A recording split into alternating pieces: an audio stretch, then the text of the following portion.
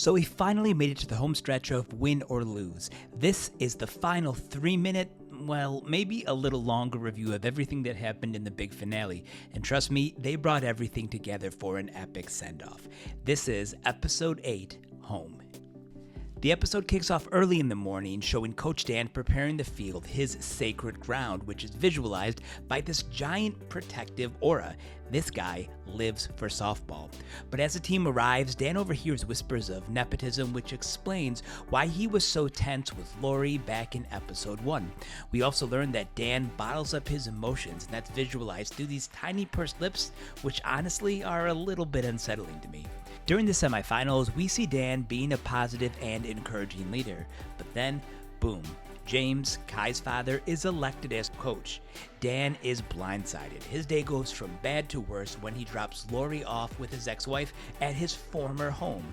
Alone in his tiny rundown apartment, the stress is too much and Dan starts to swell. Fast forward to episode 1's timeline, this is where Lori hit Kai with a pitch.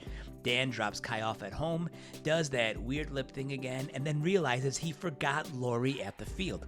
Sadly, he reads the Knicks text messages and spirals, drowning his sorrows in gas station, cheesy dip, and passing out in his car. A real low point for Coach Dan. Now it's game night. We get a fantastic intro scene where all the previous storylines collide as the team heads into the stadium.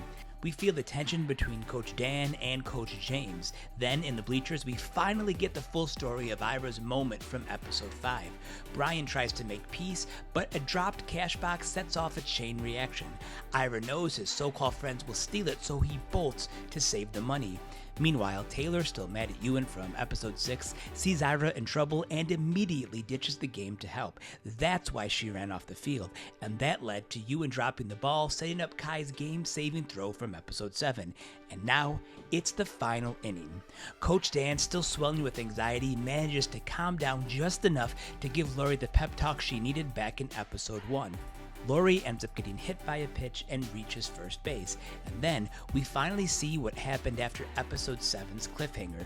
Kai smashes a hit to center field, sending Lori home for the tying run. But Kai herself is called out after getting caught in a pickle of conflicting advice between Coach Dan and Coach James. That sparks an argument, and James turns his frustration on Frank, who is too weak mentally to fight, but defends himself after encouragement from his pal Francis. And then, pure chaos. James alerts parents that the catcher might have dropped the ball. Ira, trapped under Kev's massive chicken head, crashes into Dan. Dan stumbles into Frank. Frank throws Dan out of the game, and Dan, completely overwhelmed, swells bigger than ever before. And just as all of this is happening, Vanessa and Rochelle arrive at the stadium. Taylor rescues Ira from the bleacher creatures. Meanwhile, Vanessa jumps in to defend Frank, and just when things look grim, baby Zane starts choking. Who saves the day? Frank. One solid smack to the back, and baby Zane is breathing again. Meanwhile, Dan is now the size of a literal blimp. His bubble has shattered, and the crowd is losing their darn minds. And in the middle of all of it, Kai confronts her dad. She tells him straight up that the pressure he puts on her is too much. James, realizing his mistake, does something unexpected. He apologizes and gives Kai a huge hug. Then, in the middle of all the chaos, Lori steps up.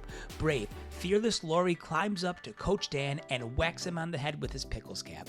Just like that, she reminds him it's just a game. And that's all it takes to bring him back down to earth. He sees the mess that he's made, but instead of pushing him away, the team embraces him. They form a little aura of their own together. As things settle down, we get some feel-good moments. Vanessa and Frank seem to have a little romantic moment. Ewan apologizes to Taylor, and the game finally resumes as Dan apologizes to Frank.